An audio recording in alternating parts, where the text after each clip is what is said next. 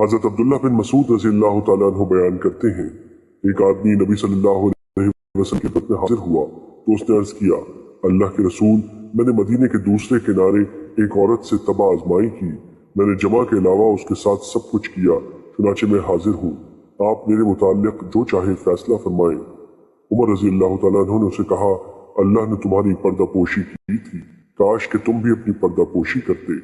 راوی بیان کرتے ہیں، نبی صلی اللہ علیہ وسلم نے اسے کوئی جواب نہ دیا اور وہ آدمی کھڑا ہوا اور چلا گیا۔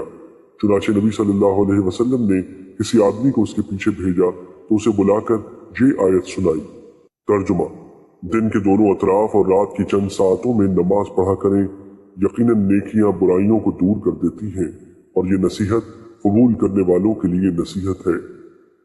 حاضرین میں سے کسی نے عرض کیا، اللہ کے نبی، یہ اس کے لیے خاص ہے؟ تو آپ نے فرمایا، نہیں، بلکہ تمام لوگوں کے لیے ہے۔ مشکات المصابی، حدیث نمبر 575۔ حضرت زید بن خالد الجہنی رضی اللہ تعالیٰ عنہ بیان کرتے ہیں، رسول اللہ صلی اللہ علیہ وسلم نے فرمایا، جو شخص حضور قلب سے 2 رکعتیں پڑھتا ہے تو اللہ اس کے سابقہ گناہ معاف فرما دیتا ہے۔ مشکات المصابی، حدیث نمبر 577۔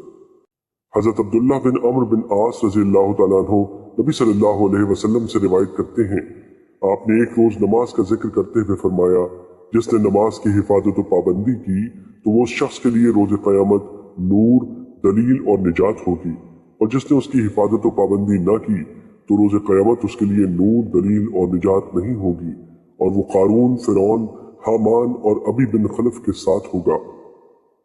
مشکات المصابی، حدیث نمبر 578۔ حضرت عبداللہ بن شقیق رحمۃ اللہ علیہ بیان کرتے ہیں، رسول اللہ صلی اللہ علیہ وسلم کے صحابہ اعمال میں صرف ترک نماز کو کفر تصور کیا کرتے تھے۔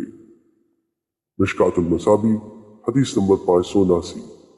حضرت ابو درداء رضی اللہ تعالیٰ عنہ بیان کرتے ہیں، میرے خلیل یعنی نبی صلی اللہ علیہ وسلم نے مجھے وصیت فرمائی کہ اللہ کے ساتھ کسی کو شریک نہ بنانا، خواہ تمہیں ٹکڑے ٹکڑے کر دیا جائے اور خواہ تمہیں جلا دیا جائے، اور جان بوجھ کر فرض نماز ترک نہ کرنا، جس نے عمدن اسے ترک کر دیا تو اس سے ذمہ اٹھ گیا، اور شراب نہ پینا کیونکہ وہ تمام برائیوں کی چابی ہے۔